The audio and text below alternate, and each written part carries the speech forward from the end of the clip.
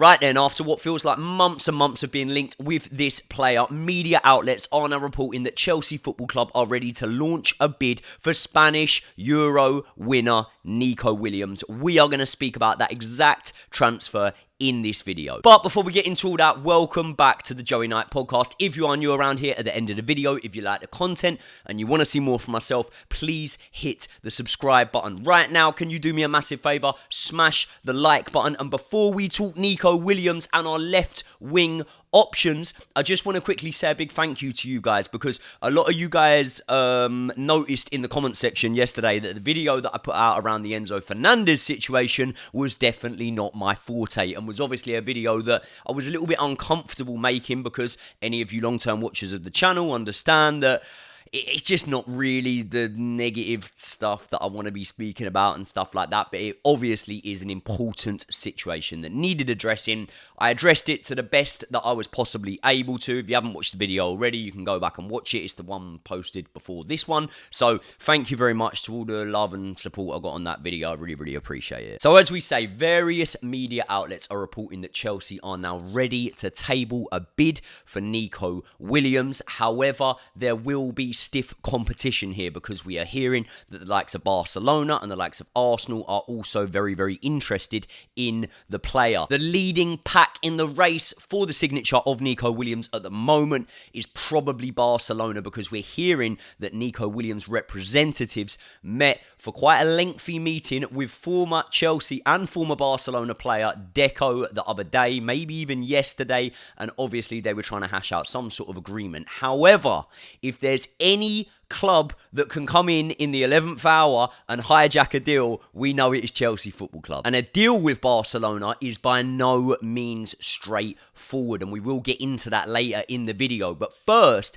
let's just jump into the hypothetical world that we do sign Nico Williams, and we do persuade, I should say, the Spaniard to join the exciting project under Enzo Maresca. What sort of player would we be getting? Well, in my opinion, we'd be getting a very, very good one. And a lot of you guys who watch the channel religiously will tell me, hold on, Joey, I thought you said you don't like tournament signings. You know, Kleberson, El Hadj, James Rodriguez is an example that a lot of people use, but I actually don't think he was that bad a tournament signing. But the problem is, sometimes you can light the world up at a tournament, as Dani Olmo did at this tournament. You know, many players did at this tournament. And ultimately, what that actually means in the grand scheme of things is, although you have announced yourself on the biggest stage, when you really deep it, you've had, 3 weeks of good form, okay? So let's say if we look at our left-wing options at the moment, I'm sure I could show you 3 weeks of good form that Raheem Sterling had, 3 weeks of good form that Mikhailo Mudryk had. However, there's a difference maker here, isn't it? And that is the fact that we have been linked with Nico Williams for a long, long time. And like any player that we're linked with, the hundreds per week we're linked with, I always do try and take a keen interest in watching that player. And I've always been very impressed by Nico Williams. And it's easy to be impressed, isn't it? Because when you look at the quality of the player, I just don't really see a world in which he would come into Chelsea Football Club and not be a success. As I say, tournament football isn't always the best basis to make a judgment on a player on, but we see the class there, didn't we? We saw the class for him in the final, the group stages, the knockout round. Spain were absolutely brilliant, and Nico Williams is a man that they have to thank for that, just after they thank Cucurella, who was obviously the most important Spaniard in that team. Now, we've been linked with Adeyemi for quite a while now, and it was obviously hotting up the whole Adeyemi talk.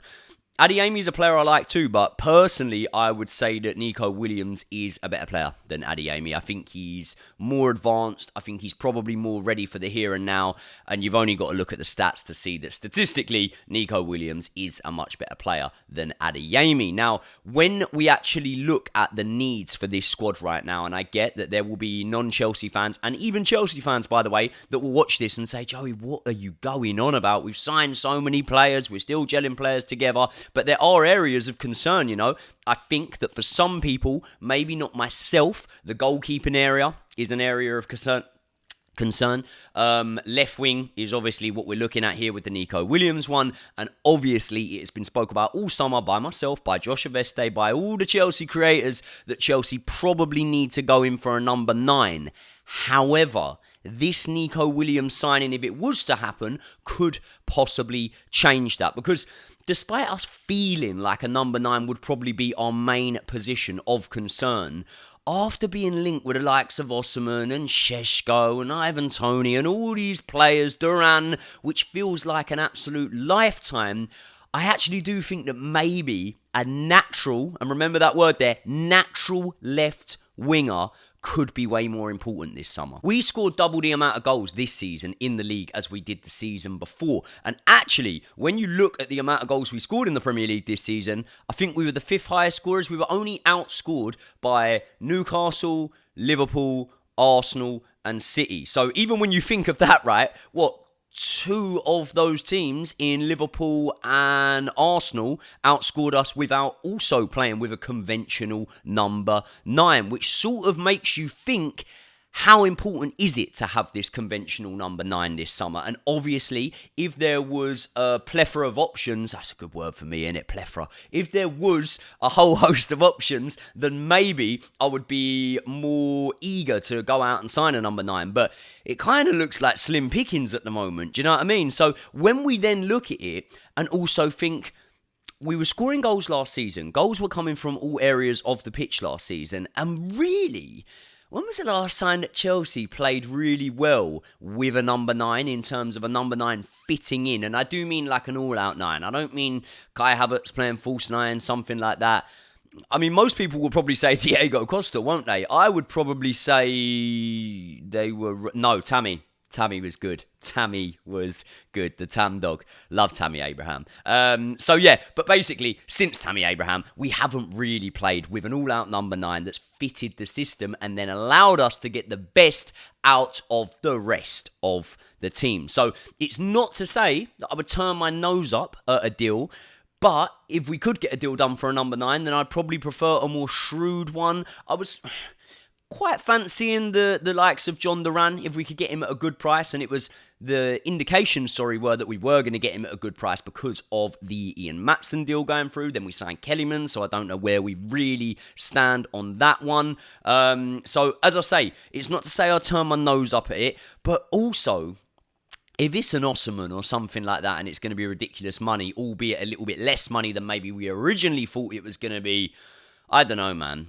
You lot will laugh, but I think in Nicholas Jackson, we're going to see big, big things next season, you know. How many goal involvements did Nicholas Jackson actually get? I think it was 20-odd. I did have it written down. 19 goal involvements in 31 league starts for Nicholas Jackson last season. And I'm telling you, he will get better next season. He missed some sitters last season, right? He'll probably miss some sitters next season. But I do believe that he will become more clinical. I do believe that he will become better. I don't want to say a better player because I think he's a really, really good player, but I do think he'll become a more clinical player next season. And that is the point that I'm trying to make here. So probably Nicholas Jackson is going to be used as the number 9 next season. And again, you may laugh, but there is a lad called Mark Yu that has just come into the club.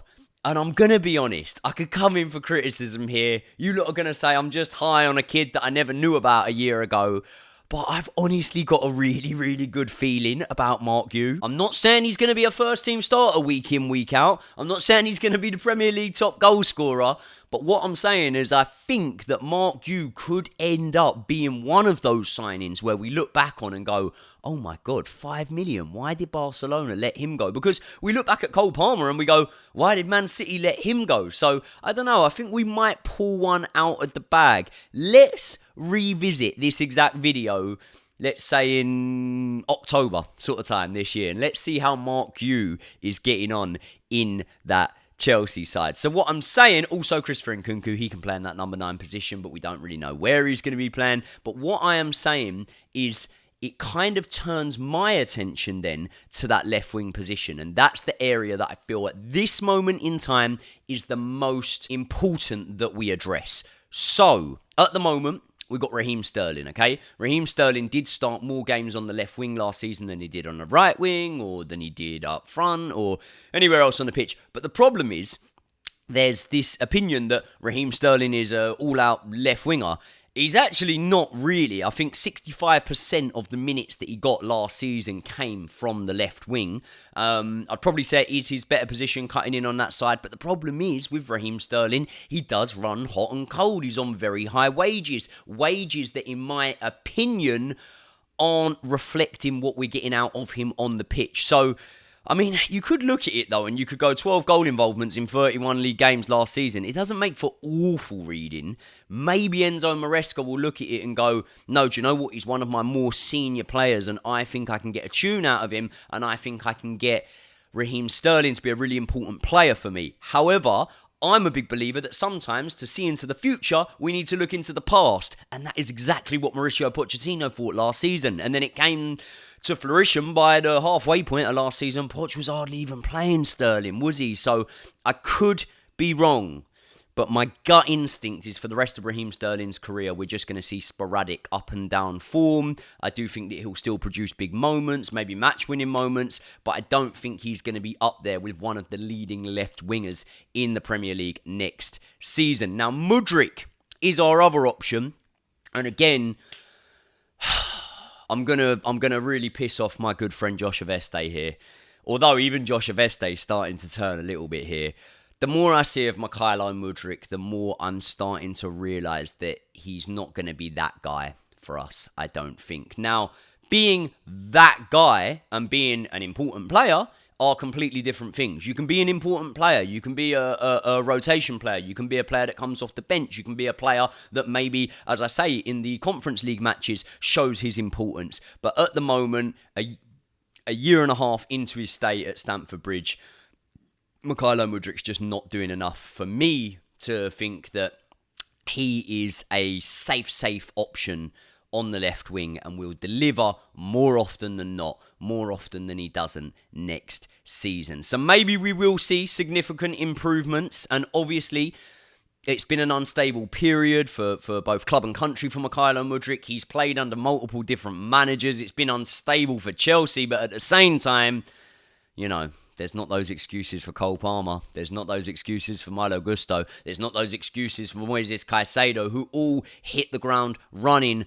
as soon as they come in. Nkunku, I also mentioned, could play on the left wing. Maybe Maresca might try him out there, and maybe he might make that role his own. And if he does make that role his own, then I think we've got a very, very healthy looking front line. However, Nkunku has had injury problems for 2 seasons now. Obviously, last season he missed most of it.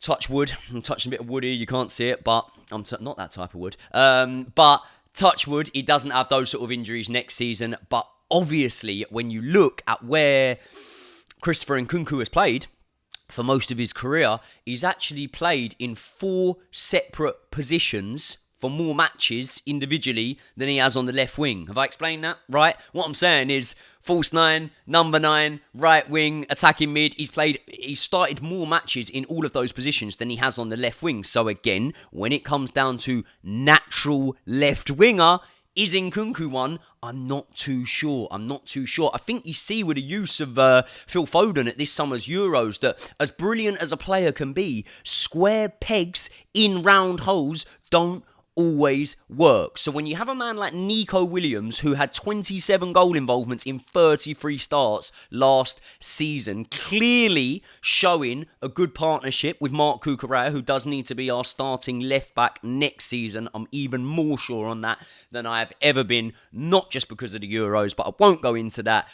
Marc Cucurella with Nico Williams ahead of him, I think that's going to be a deadly duo up that left-hand side. It's going to give us real balance, and I also think that is going to make us a much better attacking threat, because everyone knows that Chelsea last season were obviously quite heavily reliant on the right-hand side for our creativity, for our goals. So despite the fact that Nico Williams would possibly prefer a move to Barcelona over Chelsea, you just never know how Barcelona are going to be able to afford it, you know. We've read reports that Barcelona are in financial turmoil for years now, haven't we? And somehow managed to pull things out the bag. And listen, I'm a Chelsea fan, so I'm not going to criticise them for doing so. But it does look like they're going to need to find some sort of clever ways of raising funds this season if they are to go again and to invest in the likes of a Nico Williams. So maybe they need to, I don't know, off the top of my head, sell a hotel to themselves or something like that. I don't know. I'm just brainstorming here. So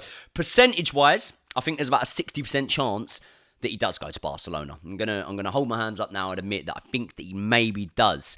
But if he doesn't go to Barcelona, I think he's coming Stamford Bridge, and I think we'll get Nico Williams ahead of Arsenal. Price-wise, it's looking like around 50 million. I think he has a 50 million release clause in the contract. So it's a lot of money. But again, in today's market, is 50 million that much compared to what Chelsea spend? I have a smile on my face as I say this because I know it sounds ridiculous, but this is the world we live in now, isn't it? So I don't know if 50 million is even that much to play for a Nico Williams. So let's see how this one plays out in the coming days. Obviously, the Euros are over now, so the transfer business is now going to really start to hot up.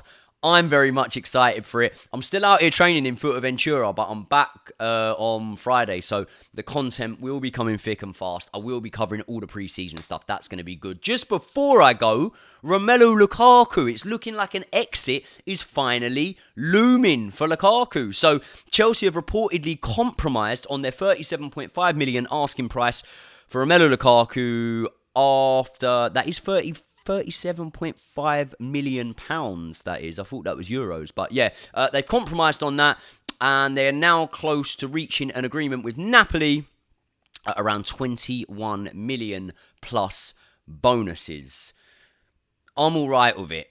You know what I mean? Because I understand, yes, we paid 90 odd million for Lukaku. Yes, it was the worst transfer in our club's history.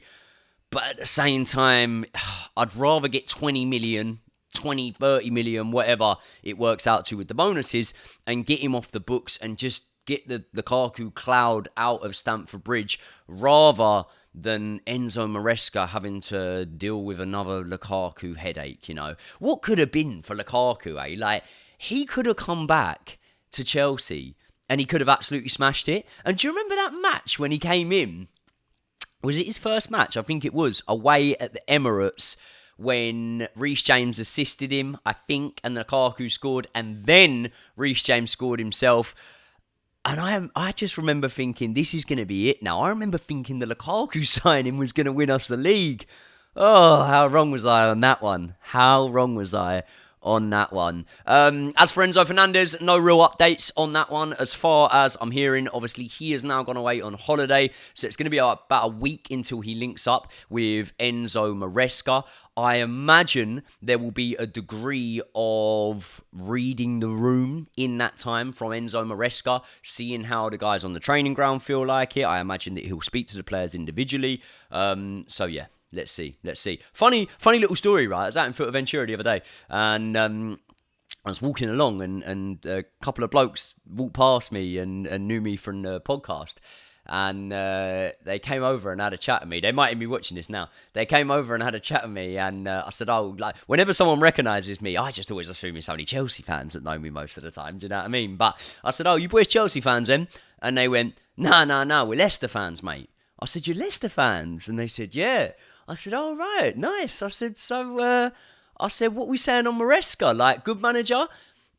And they give me sort of mixed opinions. They're match-going fans, these two boys, they were saying. They said heavily possession-based football, and they said that there was a lot of playing the ball around the back and stuff like that. But then ultimately, the proof is in the pudding. I mean, it was probably harder to not win the league with Leicester in this championship season, and he did, and he came top, and he won it, and he was champions. And, you know, actually, when you look at the statistics, despite maybe these lads that, I had spoke to saying that the style of play wasn't all that pleasing at times, when you look at the statistics for Enzo Maresca were good in terms of attacking numbers, things like that.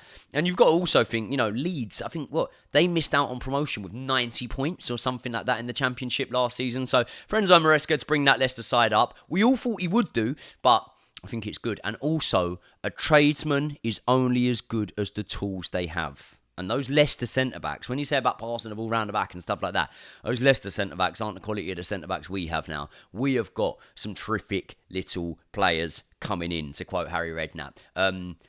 Renato Vega, tell you what, I'm really excited about him. Mark Yu, I'm really excited about him. Kieran Dewsbury-Hall, we know what we're going to get from him. If Cole Palmer can produce the same sort of heroics this season that he did last season, we know what we're going to get from him too. So what I'm trying to say here is Chelsea are in for a big season. Honestly, I think this could be a really, really good season for Chelsea Football Club. What do you guys think? What do you guys think on Nico Williams? Will we get him? Will we not? Should we be going for him? Are you interested in him? Or are you still hanging your hopes on Adeyemi? Now, the Adeyemi talk has gone quiet. However, knowing the way that Chelsea are now starting to conduct their business, since we got, obviously, different guys in at boardroom level rather than Todd Bowley and Egbali calling the shots when it came to the transfer policy, a deal going quiet, or a rumour, or a story going quiet may not be the worst thing when it comes to the ambition of signing a player, because the Mark Yu deal, the Kellyman deal, the Cole Palmer deal, a lot of these deals just came out of nowhere, didn't they? So maybe when something goes quiet, maybe that's when things are going on behind the scenes. Let's see. People, once again, thank you very much for making it around to another video. Thank you very much for your support on yesterday's video. I mentioned it at the start of the video, but listen, I'm not a well-educated person, you know what I mean? I'm not maybe even the most articulated at times. So tackling a issue like that or giving my thoughts on it is not my forte. It's not something I'm that comfortable with. It's something that I felt I needed to do on a channel. It needs to be addressed. So I was really appreciative for you guys supporting me in the comments on that one. Really, really happy. Very, very appreciative for all the new subscribers. We're up to 95,000 now, and I set myself a goal to reach 100k before the start of the season. I don't know if we can do it, but I really, really hope we can. So if you're not already subscribed, please do that. Please do that. I really would appreciate it. People, thank you very much. I will see you all in the next one.